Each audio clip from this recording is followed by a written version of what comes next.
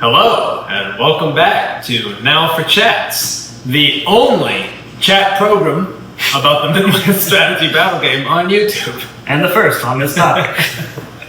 Neither of which is true. Good to be back. Quick preface, the reason you haven't seen a lot of videos from us super lately is I'm in the middle of moving. So we will get back to it with a brand new game room that's going to be awesome. Lots more battle reports coming, and I am so dying to play the Middle-earth strategy battle game right now, but all my stuff is in boxes, and it's absolutely, like literally the day after I packed it all up, it's like, by the way, here's the new books, and all the books leaked, and I'm just reading them like on my phone, I'm carrying stuff, and I'm just like, oh my god, that's so exciting.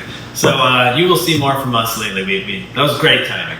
Yeah, good job. Yeah, I've been playing a ton in training, so next time you see a bad rep, I will win. Yeah, I believe it. Not really. I haven't been playing that much, actually. No, I know. But you're my only friend. Summer's tough. Summer's a tough time to get games in anyways, and then on top of that. But we actually have a day this coming weekend where we're going to play Middle-earth strategy battle game from the moment we wake up until they kick us out of the game store, which we can't play at my place because I don't have a game room anymore, but soon. And you're not allowed at my house because of the incident? Well, after the incident, yeah, I would honestly.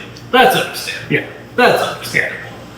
So, what are we talking about today? Well, we're going to talk about the Armies of Middle-earth book. We wanted to give you some of our takes. I know you probably haven't heard anyone else's takes on this topic yet. This is a new ground. This is a scoop. I mean, it's hot off the press. And we're not going to talk about everything. We're not going to exhaustively cover the book. We're really going to talk from our point of view, armies we own or armies we're excited about playing, and models we use. Oh, you might hear talk. Yep, here's Hudson. Oh, yeah, okay. With that being said, we're going to break it into, things that we think got like big love, like big winners out of the book, clear losers out of the book, like things that just didn't quite work, and then things that we're kind of on the fence about and are like, I'm interested to see where that goes. Yeah.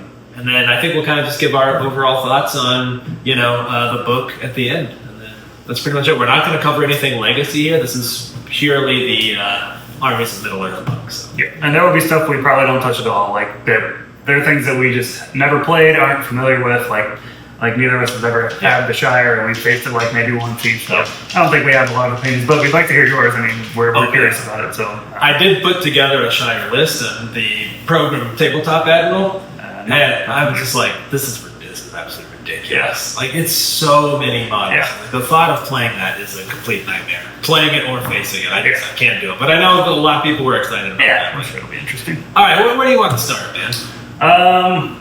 Well, first thing we have on our list, how about? Okay. So from the depth. One of the last models last armies we got into, I think. Yeah. Khazad-dûm. I think a lot of us and a lot of people in our group were hoping it would get some love, and it got some pretty good love. It did, yeah. It got some love. Is it enough love? I don't know the answer to that, but it got some pretty good love. Yeah. I mean, no matter what, it's better than it. Yeah, it's definitely playable. Like, I think, yeah. If it used to be a C, it's now like maybe upper B tier. Like, I don't think you're gonna see like, man, tournaments are getting dominated by Khazad-dûm. But somebody will win one. That's right, and the Khazad-dûm lovers out there, the dog slurping in the background. For the same army you could have run last edition with Khazad-dûm, you're just running a better version of it. A lot better. You guys probably know all the rules. We're not going to go exhaustively into the rules, but I think the Dominant 2 on like the bulk of their army is pretty awesome. Yeah. Because even when we've played them in the past, they don't tend to like break and flee the field. So it's like even when the game comes down to the wire, maybe they haven't dominated the game, but man, there's a lot of them sticking around. Yeah. That could really swing things. That's pretty huge. Yeah, just quick version, the Warriors and the Rangers get dominant. Yeah, from and the captains also. Maybe the captains too, yeah. So a lot of your models are counting as double, right. Which is pretty big. Yeah, and man, Dwarf Warriors and Rangers are both such good buys. Yeah. They're such, that price point you get are really good. Yeah. And then of course the other things I got are the Khazad Guard are bumped up to fight 5, which is awesome. Costs a little more now, right? But they cost 1 more point. Yeah. But that's great on that. Yeah, that's right. They're pretty awesome. And I get the reroll free banner. Yeah. If you have fewer like a dice banner. If you have fewer dice in the duel, then you can reroll a die. Right. That's pretty awesome. Yeah, it's because that's the biggest problem is like the lack of spears. So that's why when we first got into it, we were kind of I went kind of heavy into Vault Warden teams because like, I just want my battle line. But getting deep here. That's maybe less relevant in some of the new scenarios, but also that banner reroll is like, suddenly I don't care about that as much. Yeah. What a great change from Khazad-dûm. And I was always like, I don't want to run unless I'm allying them with Rivendell or something. Right. Obviously not an option anymore, but Right. yeah, that definitely mitigates it a lot. Yeah. I do think, I guess jumping around to losers, I feel like that just put Iron Guard in a coffin. Yeah. You don't want the extra attack, like really. I mean, I don't know. Yeah. You can maybe make an argument for it. I Well, yeah, and I thought about it because when we were talking about it a lot, it's like, well, what would you do with Iron Guard? And I think their job would be to try to isolate, because typically Khazad-dûm has like a really wide battle line because you're not deep. And so they could be your flankers and like picking off individual spear support. So then it's 2-1 rather than an equal number. Because right now the rule gets you to equal dice, right? It's like my warrior against a shield and spear. Yeah. I'm re-rolling 1, so it's equal dice. But with him, the idea is if you can get him a 2-1. Overall, though, I agree with you. I think I'm not super excited about the Iron Guard, but I think that's a good point. Maybe throw 2 or 3 in there to put on the ends. 2 or 3 to take your kind of extreme flanks and to start picking off things and trapping things, because they can do that. Even though they're slow, they've got such a wide that if you're not like enveloping, then you're not using them right. Yeah. Guys are not doing anything. So could work. I'm sold. Yeah.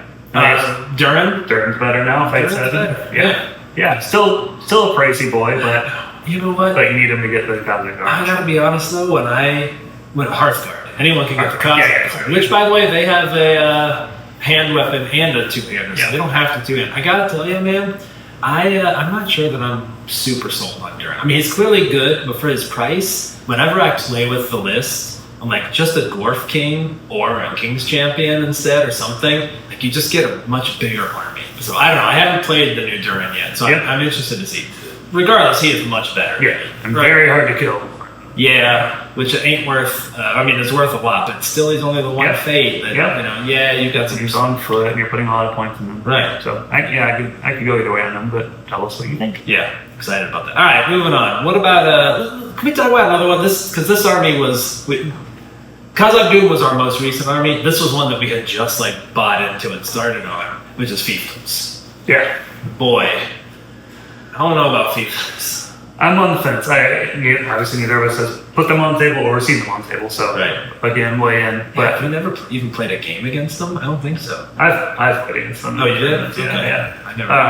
I think Emerald is a clear, too expensive, tough one. Yeah. I think the Fiefdoms army bonus is pretty good with if a hero charges within 6 inches, you get +1 to wound for all your warriors. +1 to wound is awesome, and you've got some fight 5 access in there. I don't know, but I think losing the pikemen. Obviously you can in Legacy, but losing those guys out of just this army book was, I don't know, like their individual troops. We'll see. Yeah, I'm interested to see, but I think they got maybe a little bit worse because they used to have such cool synergy that was kind of the fun of it. It's like Lego, and now they still have that a little bit, but it's much reduced. Yeah, it's much more like, I don't know, contained. Yeah, as opposed to how it was. So yeah, we'll see. Yeah, I agree. Without the pikemen, maybe not great. So I guess maybe it's going to come down to also how popular Legacy is, which I guess we'll talk about in another video. But, Still, overall, I think Fiefdoms players probably are scratching their heads a little bit on this edition. I mean, maybe we'll see it. Maybe we're missing something, but I don't know. Emerald at 190 is. Especially when you compare him to Strider. Like, I don't know. I just 10 more points for the Dragon Emperor. Yeah, I don't know how that happened. I think he should have been like 20 points cheaper. Yeah. That range of heroes in this game is kind of funky to me. Like that Elrond, Glorfindel, Strider, Imrahil, all those like 170 to 190, Durin is in that. Yeah. Like, all of those who are within 10 or 20 points, I'm like, I don't know. The field seems really crowded. Yeah. And I think there's some clear winners and losers in that bracket. Yeah, I think, a lot of those, it's so tricky, like, comparing heroes in a vacuum, too, because a lot of it depends on, like, the warriors they have access to. Yeah. And which, in this case, like, you're not blown away, I don't think, by Fiefdoms warriors. Right, whereas Durin, you're like, dude, Hearthguard, 5/5, 2-hand Burly, that's sick. Yeah. Fiefdoms, I mean, Swan Knights are neat until you see their price point. Yeah. You know? What are they actually called? Knights of Dolharroth. a lot of knights this edition got. There's a pretty big disparity in Yeah. all the knights, which I guess we'll get to that. Yeah. But yeah. All right, let's talk about one of your beloved that is a clear loser. Oh yeah, Ranger going Oh, what happened there? I don't know. Were they initially in the PDF? Yeah. They're So, unchanged. All right, we're getting ahead a little bit. I feel like that PDF was straight out of this book, and I think this book has been ready to go for a year or more. Yeah. So I do wonder if them and Gulavar's flight distance could still see a change. I'm holding out hope, because you look at the Rangers of the North, and then you look at the Bjornings, just like last edition, and you're like, what? Yeah, I mean, on the other hand, like Grey Company has a better shredder than it used to, a better legless than it used to, but it's still just it's not enough. I can't believe they're still 5-4. Yeah. Everything got bumped. Why are they 5-4? Yeah. I mean, men-at-arms of Minas Tirith is 5-4. Yeah. You know, just a regular old warrior. These guys are like elite. They should have been 5-5. Yeah, one of my favorite armies to play. I'm kind of bummed that I'm still going to play them at some point, but pretty bummed. Yeah. But Yeah, well, I mean, I know the argument is, hey, having might on everybody's awesome, but like, I don't even consider the will and fate. So it's like, okay, the one point of might is Fate is half a wound. I mean, yeah. so They got 1.5 wounds. It'd be nice to have 2 wounds like a Bjorning, but Yeah. no.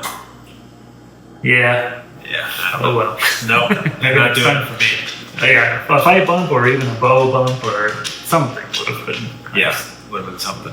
Okay, going back into the realm of dwarves, let's talk about Army of Erebor, man. That was a sleeper hit. Yeah. I even like read that at first, and then I was like, cool. And then someone pointed out, I was like, oh my god, that's actually huge. They got a huge bump. You want to explain what that Yeah, is? they get +1 to wound when supporting, so all their spear supports getting +1 to wound, which I love that, because it's like dwarves supporting dwarves. You don't Yeah. see that much. Yeah, you know? yeah.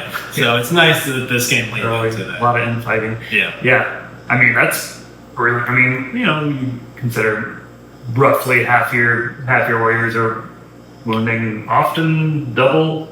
Could be 4s. I mean, against D6, they're wounding on 4s, right? Because Yeah. they're strength 4. Yeah, Man, I don't know. I think that's going to be strong, and they're not that expensive, really. Yeah. You know, especially when they've got D8 with shield wall. Like they're pretty awesome. Yeah. And the hero selection's really good too. You Yeah. got Thorin 3. You've got the Gimli Gloin. It's Gloin, right? Gimli son of Gloin. Yeah. Yeah. You got that like dad son team up. yeah, Dude, they're awesome. yeah. I'm definitely interested. And Yeah. it'll be nice to have a reason to run Gimli. 'Cause Yeah. I think It's true. every other list that Gimli shows up and is like, yeah, they're better options. Every other one. Yeah. But this one, you're like, okay, Yeah. this is Gimli coming into his own. So Yeah. not much else to say about that list. It's just good. Yeah. I think it's just a solid battle line. Yeah, Still dwarfs, still slow. still slow. Yeah, which I think maybe the new scenarios might be rough. Might be rough. You're Yeah. right. Yeah. But yeah, We'll see. yeah. All right. What about another thing we're kind of on the fence on? So the Mordor Siege Bow, we did buy 2. Mm-hmm. They're 50 points. Their shoot value got improved, so I think they have 4 up, so 50-50. I kind of was into them last edition. We never actually played them. I just was like, it'd be cool to have 2 or even 3. Yeah. And that was when they had a 5-up shoot value. Yeah. But with a 4-up shoot value, I mean, it hits pretty hard for 50 points. Yeah. And unlike good, you're like, well, yeah, I'm shooting at Yeah, a shoot combat the with whole one of game. my boys in. Yeah. I don't care. Yeah. You know, I mean, imagine a hero charge. Right. I mean, you've got scatter and stuff, which makes it a lot tougher to Yeah. figure out. But I don't know. To me, I'm like all game. I'm swinging for the fences. So Yeah. that one night to make sure a scatter shot hits. I don't know. Yeah, and like if you're, I don't remember what its range is. It's 48 inches, I right? think it's 48. Yeah. So I mean, you park it on, you're at the edge of your deployment zone, and Right. maybe lines clash in the middle. If there's something on your side of the board that they want, like, oh no, Yeah. come get it. You want to walk in front of this? Yeah, I think it's interesting. I'll be interested to try it at least. Look, Yeah. I guess Great Army of the Great Eye and Army of the Great Eye, might be the only worthy place. Yeah, I think it's for me just an Army of the Great Eye. I've played with it, and I think the Legions of Mordor can get it too, but I don't doesn't exist that anymore. much excitement. For I that. guess without a movement, maybe a movement, but we don't have one, so Yeah, Legions of Mordor basically doesn't exist to us. doesn't exist. Yeah. So I don't know. Tell us what you guys think. Has anyone played with those? Because I remember I listened to a podcast. I think it was Entmood, where he took an army with 3 of them, and I think he really liked them. That was last edition when they're hitting on 5s. Yeah. So I don't know. And you also get a few models out of it. It's not like you're just getting a siege weapon. Right, that's 3 models. Yeah. I don't know. It could be cool. Yeah. I'm kind of excited for it. I think it's one of those fill in the gaps kind of thing. Yeah. It's kind of how I feel about the. I don't think we were planning to talk about the bolt thrower, but I feel like the bolt thrower has higher range now. But like, it's kind of hard to find a place for it in armies now. I agree. I think maybe the siege bows are cheaper, so I think we're gonna have an easier time. Okay, well I got 40 points to spare. I'll drop a model, throw in a siege bow. Like that kind of thing might be more feasible. Whereas I feel like the bolt thrower is in lists that have such good things already, or in that list. And it went up, right? Didn't it used to be 50 points? And now it's 60. Yeah. And because honestly, the way I often thought about it was, I'm like, cool, it's an 800-point tournament, so I'm going to bring a 700-point list and 2 bolt throwers. Right? And that was great. I loved it. Yeah. And I feel the same way about the siege bow. I'm like, cool, we're playing 700, so I'm going to make a 600-point Army of the Great Eye list and then 2 siege bows. I don't know. I think they could be worth it. Yeah. I also, on that topic, I think the ballista for Khazad-dûm could be worth it, but it's 70 points, and you just get so many dominant 2 dwarves that I'm like, it's hard to justify. I'm never going to take it. I'm never going to take it over dwarves. Yeah. But with Mordor, you're like, what am I going to get? 10 orcs? I don't know. Yeah. Not even that. Like 8 orcs. Yeah. I did say I can't find a place for the bolt thrower, but I guess my potential Pelennor list for the 600. It is cool on Pelennor. Yeah. It is cool on Pelennor. Yeah. That's a good list. Yeah. That got some love. We'll see. That already was good. Yeah. Okay, let's talk about some losers real quick. Talking about, is he in Pelennor? Huron? I think you can take him. Man, he was one of my favorite heroes last edition. He didn't really get outright worse. He just, other things got better and he stayed behind. Yeah. And he stayed at fight 5, which, I don't know. His horse is still on 20 points, and he's kind of dependent on all. Yeah. And there's not a lot of lists where I'm like, yes, he really shines. Like, okay, you could take him in atop the wall, I think. Yeah, I think you can take him in atop the wall. And it's like, but the leader's Gandalf, so his special rules don't really come into play. I think that's right that he's in that. So really, it's like Minas Tirith, but then you're like, for just a few points more, you get Faramir. Yeah. Who's gotten so... See, that's the funny thing. Last edition, it's like, well, I could take Faramir, but I'm just going to take Huron. He's way better. But now you're like, Huron? No way, dude. You know, if you ask me to pick, that works for me. Yeah. I'd rather Faramir be good than Huron, I guess. Same. Yes. I wasn't sure where you were going with that. Yeah. No, I agree with you completely. You want to see, like, the dude super good. Should be good. Yeah, but I think we grew to like Huron from the last edition. We're like, what about Huron, our favorite character? He is cool in the books. Yeah. But yeah, he just, I don't think you're going to see him a lot. Yeah. I just think there's such better options in almost every list he's in. Yeah. I think that's, a lot of good, I feel like we talked about Gimli earlier, a lot of good stuff that's like, it's fine. Well, you're never going to play it because there's stuff that is excellent. Right, in that same price point. Yeah. And Imrahil's in that like upper captain tier. And even with it, like, I forget, do you remember what his total points cost is? I think he's 80. And then 100, and then becomes 100 with a horse, something like that. So you're like, man, for way less, I can get like Irolas. And, I don't know. Such good options. And like, a lot of the things we're talking about, like, fall into lists where you can take Strider and Legolas. It's like, well, a lot of times that's my first 2 options. Pelennor being an exception since they can only lead dead people. But there's such good models in like the Minas Tirith side and like. The other thing to point out too about Huron, I'm pretty sure about this, is he, like many of that like upper tier captain list, like a lot of the Lothlorien brothers, went down to 2 might. He used to be 3 might, I'm pretty sure. Well, while you're looking that up, I just want to, let's harp on Imrahil a little bit. We already touched on it, but he was in our big losers list, because man, he's cool, and he can hit like a truck, and he's got some cool rules, but man, 190 points in an army where your troops are also expensive, I just don't see it. Yep. He has a 6-inch banner. I mean, I don't know. If you his 6-inch counts as a banner, which again, in this edition is a little more, painful. Yeah. If you were forced to make a Fiefdoms list, would you include him, do you think? Nope. Well, if I was forced to, he had 3 might? Yeah, Huron had 3 might. And now he's 2 might. Yeah. So he lost it. So he actually didn't just stay the same. Yeah, he's worse. He got worse. He sucks. Yeah. Huron's out. Yeah. Cut it out. Are you sure he's 2 might in this edition now? No. Okay. Because I feel like I checked to see if anything changed. Look that up. Let's see. This is compelling YouTube. He's still 3 might. Oh, he's still 3 might. Okay, I take it back. take it back. A lot of other captains went down as well. Yeah, a lot of I know, like, I think Orphan, Rumil, they all dropped from 3 to 2, I'm pretty sure. But, okay. Alright, so Huron's still, he's still a 3 knight, upper tier captain. Yeah, I think he's fine. He just has too much competition. He should be fight 6, I think, probably. I don't know. Whatever. I guess he just... Yeah. He is what he is. Now. Hey, while we're talking about Emerhill, let's keep complaining and jump ahead a little bit to Grief of Eomer. Okay. It's like, why would you play Grief of Eomer? You wouldn't. I don't know why you would. Yeah. Okay. So what is it? Gets an answer. He's always angry. He's always bummed out. Yeah, he's always bummed and mad. Oh, somebody died. My dad, or my uncle and sister died. Whatever. Woe is me. That's the problem with this generation. That's right. Always sad. They see their family members die on the battlefield. They can't even take it. Much lame. When I was his age.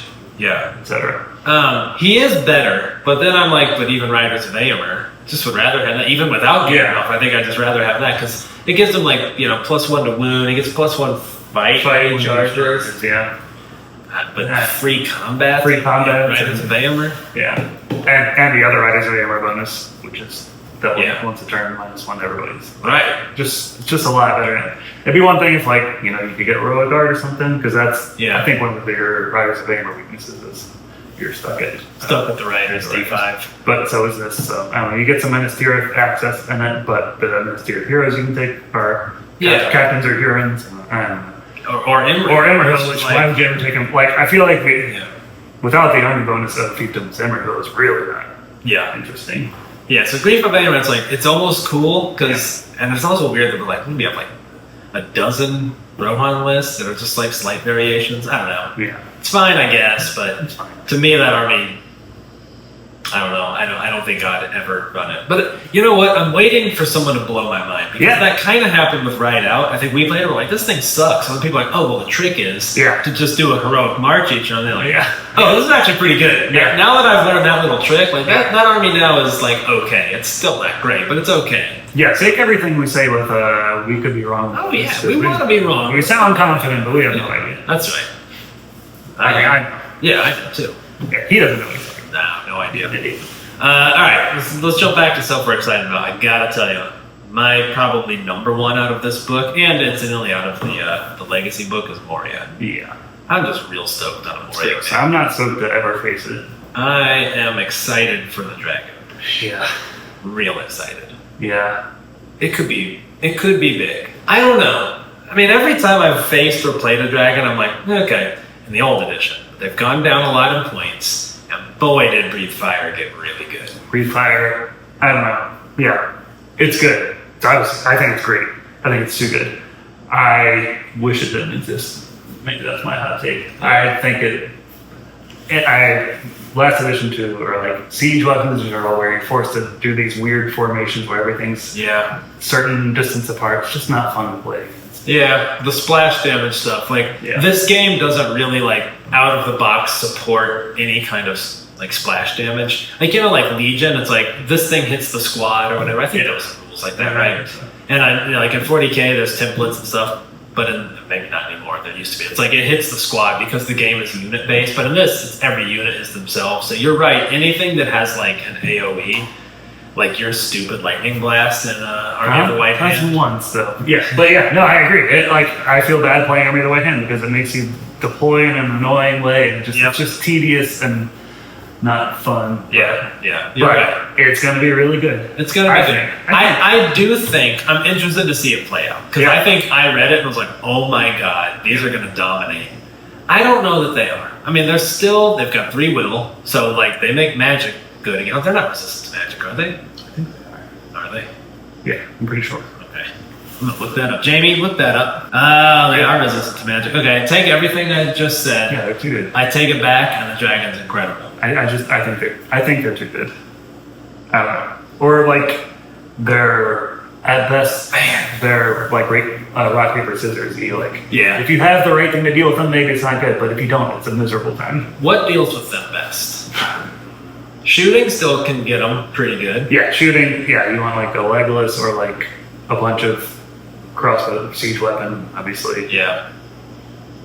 But like, I don't like that there's an army that's the only answer to. It's nice. I mean, they're awesome too because they're in an evil list, and so you're like, yeah, I'll hit my own guy. I don't care. Right. And like whether I hit me or you, I'm still hitting you. Yeah. That's pretty wild. Yeah. And his head's gonna be up here, so Right. it's never gonna have Well, in the ways. yeah. So you're like, oh, cool. Aomer charged in, they get his free combat. Cool. The rest of my guys are gonna fan out if they can. Then I'm just gonna blast that combat, and now Aomer's hit. And I guess the damage is taken on the rider and the mount, right? Oh my god. Yeah, I just don't. I think it's too good. But I hope someone in the comments tells us we're wrong, because I think it's gonna be bad for the game. But we'll see. I don't know. I don't think you're gonna see it play out quite as bad. Yeah. We'll see. It could be one of those TOs start banning it. Yeah. But I do think the rest of the army can still really fall apart around it. So an army that has a strength of good warriors is still going to chew up that Moria list. Because unlike Depths, it doesn't have the board-wide banner, which is going to hurt it bad. And at like 600, 700, like you're getting like 40 models, which is a lot, but they're goblins. And no banner. Like if you're taking the drum, you're like 30 goblins. So you're not taking the drum. You've got your dragon and then a bunch of absolute chodes. And the dragon just can't be everywhere at once. Yep. So I think there's gonna be situations where he's gonna snipe a big hero. But I think about the Khazad-dûm list I want to run, where I'm like, I don't even know if I'm gonna take Durin. I'm just gonna take a lot of really good dwarves. And I'm like, I'm not so worried about that dragon, man. I'm gonna outnumber the goblins, and I think the answer to a lot of things this edition is a lot of good warriors. Good warriors. And don't overinvest in a single thing, which, I don't know, in some ways at least. Yeah. So, and the dragon, even with, you're going to put fly, you're going to put breathe fire, it's 300 points of courage 6+, right? Courage 6+. So, yeah, I don't know. Still, a 6+ is not a guarantee. Mortar siege bows. There you go. Shoot them down. Yeah. No problem. That scene where it's the Game of Thrones, or the new Game of Thrones, where they shoot down the dragon. Yeah. The new Game of Thrones? Yeah, just forget it. Yeah, the new one, I was looking at it. Yeah, you remember the new season? It was Yeah. awesome. Season 8. Mm-hmm. Anyways, yeah, we won't harp too much more on the dragon, but Moria in general. I mean, cave drakes are awesome this edition too. Do we own a cave drake? Did we buy one? I think we did, right? Maybe we did. I think we got a cave drake. I gotta paint that up because I'm pretty excited about the cave drake too. Yeah. Not as good as the dragon, of course. Is it 8-inch move? 8-inch move. 8-inch move, yeah. I don't know, man. Cave drake's pretty awesome. Fight 7. I'm excited about that. But Big old base, but yeah. Big old base. Same with the dragon. That 130mm base is a dinner plate. Yeah. That's big. That's a drawback. We'll see how it plays out. Yeah, I mean, there's a lot of things that feel bad about it, but maybe it won't pull its 300 points of weight. I mean, it's better than Sauron. Yeah. Like, Yeah. So it's definitely efficient for the 300 points, but, you think about, like, okay, the Witch King is just over half on a fell beast, like, 180, right? And probably going to fairly reliably transfix him multiple turns. On the other hand, one fire blast and he's done for. So I don't know. Yeah, we'll see. Yep. We'll just see. We will see. Maybe Saturday, we'll see. Maybe so. It just might happen. I also think in Moria, Bats got better, just by virtue of the core rules. Them not being able to be trapped is pretty awesome. Not being able to pick up objectives, though. That's a drawback. You're right. But I almost never used them for that anyway. Like I'm trying to think of times I used Gravane for that. Maybe in retrieval, but yeah, picking it up. I feel like last edition at least, like they can still bring supplies, right? They can still bring supplies. Yeah. They just can't pick up stuff. Yeah, but there are more pickup things in this for sure. So yeah, they're still great. I mean, you can still use them to box out your opponent while your other stuff gets right. And things like that. I mean, like flying stuff is, even if they can't pick up stuff, is such a good it's utility for even objective scenarios. Yeah, it's super good. What else in Moria? The named heroes, they're okay. Durbers, he's alright. He's fine. The drone is cool. Definitely missed the board-wide drone from Depths. I mean, to me, that's what makes Depths so good. Yeah. And I do, interesting to compare the dragon to the Balrog. Boy, the dragon could chew up Balrog with a couple of good fire blasts, huh? Not fire. He's not fire. That's right. Yeah. Oh, So I don't know. Yeah. So just bring a fire-based hero. Bring a fire-based. Bring your Charizards. There's at least one of them. Yeah. Okay. Yeah. Well, what else from Moria? Anything catch your eye? Nice to have Prowlers back. I love Prowler. Yeah. Prowlers are good. Especially two-handed weapons got better in this edition, so Prowlers are sick. I guess they have Shaman now, which isn't.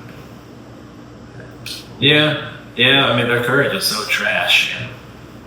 They have, I guess in Moria, they have access to Fearless and that's Moria, but yeah. I do think Moria is not. I think it's cool to have a dragon, but I don't think it's gonna win big tournaments. To be honest. I think it's one of those.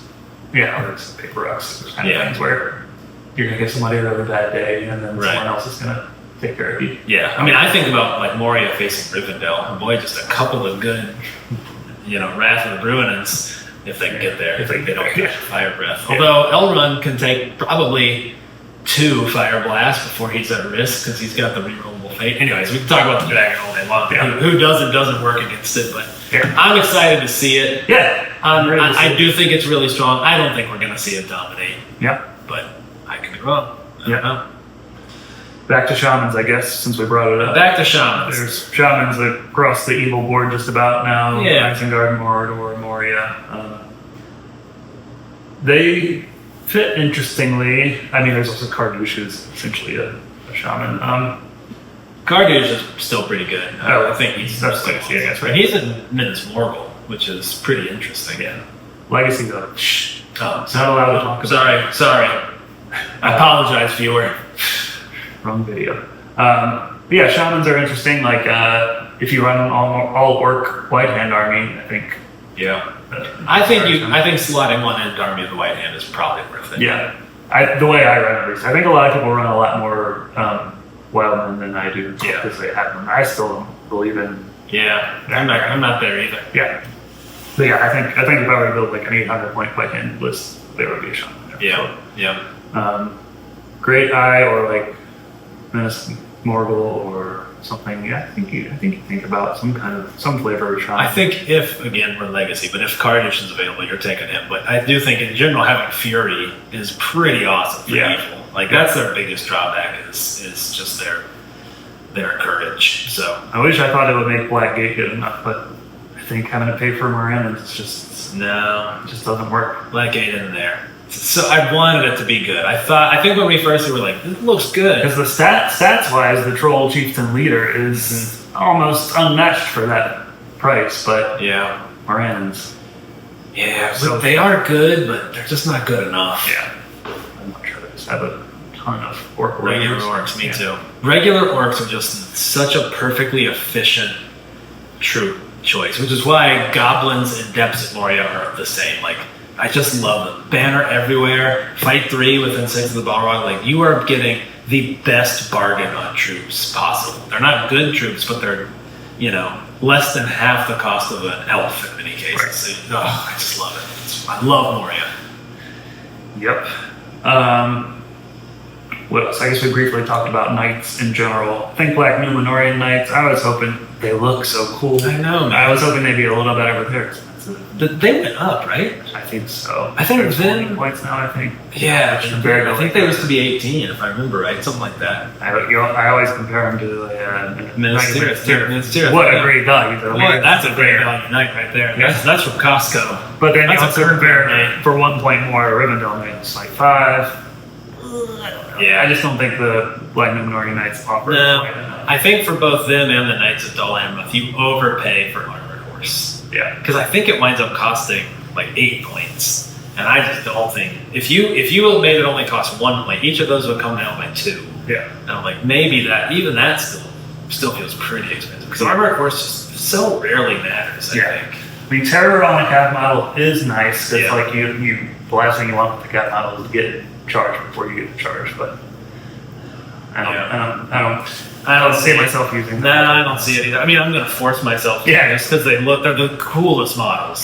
They're some of the best models. If you have a weird 6 point gap, you drop a warrior and maybe, but they're not doing it for me though. I was bummed about that because I was really excited because we have 6 painted, and somewhere I think in a raffle I won another box. So I'm like, ooh, it'd be cool to do like a Morgul Knight cavalry list, and I'm like, well, never mind. What do you think about Black Numenorian infantry? They seem pretty good to me. They're more expensive now, but what do they go up 1 point? think maybe, yeah. Maybe 2 points even. Yeah. I can't remember off the top of my head. They still look my good. first glance was they look a little expensive for what they offer now. Like that new rule they got about, failed grade check means you can't do anything. I don't know. It really doesn't add anything. You just No, can't. it's not a very good rule. Yeah. It's not great. I think now the classic Black Numenorian Morannon battle line has to be Black Numenorian regular orcs. Yeah, for sure. You have to trade off Yeah. of Morannon. Yep. And even that probably costs what it used to cost in the old Yeah. edition. But that's still okay. It's still Yeah. fine. But you do miss out on that fight or strength 4. Yeah. With Harbinger and the Great Eye running around, it's kind of nice to have a Terror front line still. Yeah, I think that's the last thing we have on our list to talk about is the Army of the Great Eye. Yeah. I think we're both kind of in the same boat. Like, man, it looks really cool. Yeah. It's not great. Like, you're not walking up like, oh my god, this is gonna smoke. But I really like the list. And I can't believe that's all it gets. I feel like they could have made that the eye just a little bit better and it wouldn't have been anywhere near broken. Fine, I think. Yeah. And not to mention the glaring issue with Maelstrom and there's no clear. I think most tournaments will probably make some kind of ruling on it. Yeah, think of the next tournament we're going to. It's ruled like it just But yeah, as written, you just don't get the Great Eye in Maelstrom, and because of a wording, mistake or whatever. Yeah, lack of clarification. There's no way to you to not get it, but they didn't really give a clear, or there's no clear way you should rule it. So it's kind of a weird one, but I've put together a lot of Army of the Great Eye lists. Yeah. Like, this seems really cool, but then I'm just like, but Minas Morgul. It's basically the same thing, but better. Yeah, in almost every way. I think Legacy adds some things that make it Yeah. more interesting, like Rasputin and Great Beast, but Yeah. we'll get into that. But We'll talk about that because I agree. That's how I feel about Great Eye is Rasputin, Great Beast are the things that make it interesting. Yeah. But yeah, it could be a fun one. I'd love to, if you've played Army of the Great Eye, let us know what your experience was with it. Because I'm excited to try it, but again, it's kind of like, I want to experiment with it. I'm not saying I'm going to go take this to a tournament. I don't think it's anywhere near there. Yeah. I wish it counted as a banner. That would be. That's it. Points. It's just like, and it's a banner. Like, I don't know. Yeah. But it's less important than the new scenario thing. To make sure you have the percentage of banner necessary missions went down, which is cool because I think, for Mordor, would you get 3 more orcs for a banner, basically? 4.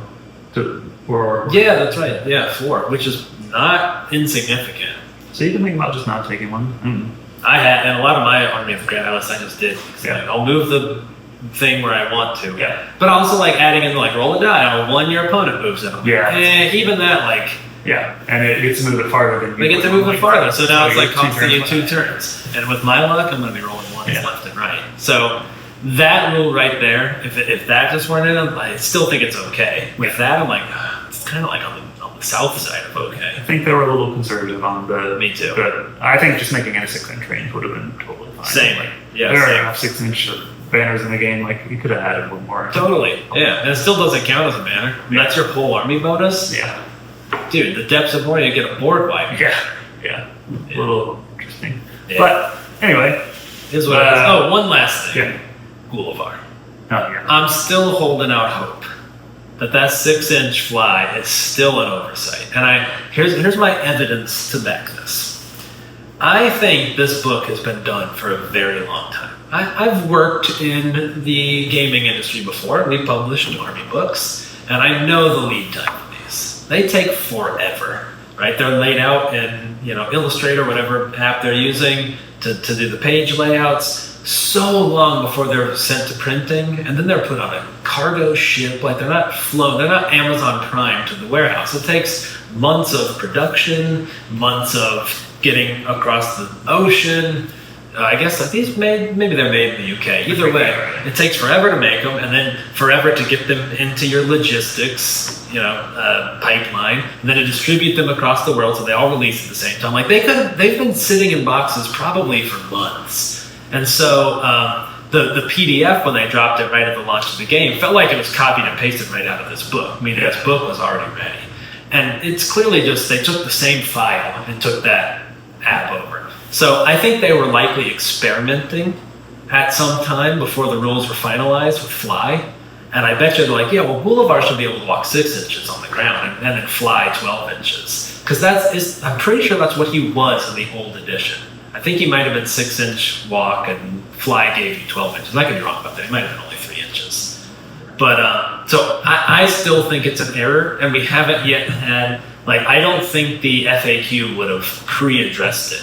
And by addressing the PDF in the last FAQ, they would have been like pre-addressing this book. Yeah. So I still think, come August, we're going to see the Boulevard should be 12-inch fly. The Rangers will be fighting for it. That one I'm less sure, but I would hope so. I hope you're right. I just, for 200 points, I cannot believe Boulevard is 6-inch fly. Yeah. Like, I think he's actively trash. The worst fly. Like, why would they make him? Yeah. Right. It's an arbitrary weirdness that feels like that. And it's the only one, as far as I know, it's the only flight model that's not 12 inches. Am I wrong about that? I don't think you're wrong. So I just, and at 200 points, I mean, the Witch King on Fell Beast is 180. You're telling me I gotta pay 20 points more for a dude that flies 6 inches, has no magic, has an awful defense? I just can't believe it. Yeah. Granted, in the army list, he gets stock unseen, which is neat. But dude, 6-inch fly, I cannot believe it. Yeah. I refuse to. I refuse to go quiet for that good night. Good night. Into that. Good night. All right, closing thoughts? Yeah, I mean, overall, like, we're in a better place than we were last edition, I think. Yeah, I think so too. So that's important to keep our eyes on. Like, now that we have all the stuff out, it's important to be like, are we in a better space than last edition? I think especially after we see what you. But Legacy makes us whole. But yeah, it is frustrating a little bit to see some, like, even without playing them, they're like, hey, you could have done a little better than this, or like this could have been a little better, or this could have been a little worse, or whatever it is. But I'm happy that we're in a better place than we were. I think I'm old enough to just abandon that hope. Yeah. I realize, and I'm with you, some of it just seems so simple, but we're never going to be there. No game that's points balanced is ever going to be there. And you look at it and it's like, it's easy to be like, this makes no sense, but there's, they're using their formulae and they're making adjustments, and frankly, probably don't have the time to play test a ton. Just being real, it's no shade. I get it. They work for a publicly traded company. They're not going to be like, hey, and I need 6 months to play test this. They're going to be like, are people going to buy it more? No? Okay, no. Move on to your next project. Get it out the door. I feel pretty confident that this is not play tested. I hope they're willing to FAQ/errata. I know that's a slightly controversial take. No, we're on the same page there. I want it to be a fluid game that reacts to. I would love that. Yeah, I would love it. And you know what? I would love, and I know other people wouldn't. In fact, I'd love to hear your thoughts in the comments, because I think we both kind of share this controversial take. Some games do like seasons where things will be like, hey, and now it's, these guys are only 6 points or whatever. Maybe it's not even points, but it's like special rules that come out. It's like, now we're doing the Battle of Gondolin, and for the Battle of Gondolin, orcs get this new special rule. It's like for these 6 months, and so then events will be like, we're using that season's rules. That's a cool way to do rolling balance changes without publishing new books, because part of the problem is people, they're loath to do FAQs because, like, you own a physical product. Right. Yeah, I think the physical thing is a big, like, they don't have an app, they don't have an app. Yeah. How do you expect people to keep up with it, other than, like, tabletop more, obviously. But, like, yeah, I think most people on the other side of the argument are like, people shouldn't have to, figure out what differences there are from their book. But, yeah. I always come back to, like, well, so then they don't have to. Yeah. Like, if you're just playing at home with your mates, cool, then who cares? But if you're going to tournaments, everyone who's going to tournaments is keeping up. Yeah. They're already doing it. It's part of the hobby. It's part of the fun for them. So, yeah, I'm a big fan of rolling changes. Even changes. Like, it doesn't have to always be fixes. Like, the way Legion kind of kept it interesting. Yeah. I don't know what Legion's up to these days, but... And I thought the model for X-Wing 2 was great. Like, having an app where things can change and that's your army builder is the app was a great idea. I know it kind of collapsed under its own weight. But I think that was more of a capitalism thing, not so much a game balance thing. They just had to keep churning new stuff out. Yeah. Which I actually like, that this game's kind of a slow release schedule. I know people don't love that, but to me, it's part of the charm. Like, the game has some longevity that we don't get, tons of junk released for it all. Like, dude, X-Wing was just firing out new models of, you know, Fufu Bahanga Bar's fighter. You're like, who the hell is this? I don't know, but it's the best fighter in the game now. Like, just constant. So, anyways, Yeah. I want them to take the bottom 10% and bring them up a little bit periodically. That's all I really want in this game. And obviously the top 5%. 100%. Bring that down a little bit. Amen. I don't need huge overhauls, but like, if something is laughably unplayable, help it out. Bump it. It's not that hard. Not to mention people will go buy it. Right, yeah. There's a financial incentive. And maybe they'll do that. Who knows? Maybe this is the time. Yeah. I don't think so. I don't think that's Games Workshop style. But Yeah. I got nothing else to add to this conversation. Yeah. It's been pleasant. It's been pleasant talking about MESPG because I am dying to play. Yeah. Maybe Saturday. Maybe Saturday. It's Yeah. happening. So hopefully you'll see another conversation video like this, but before too long we will get back to regular battle reports because I need it in my life, and it will be happening in a new game room. I got a new Wormwood game table that I'm very stoked about. It's sitting in my garage right now. Game table. Yeah, nice. A just question, my liege. All right, that's all I got. Thanks, everybody. See ya.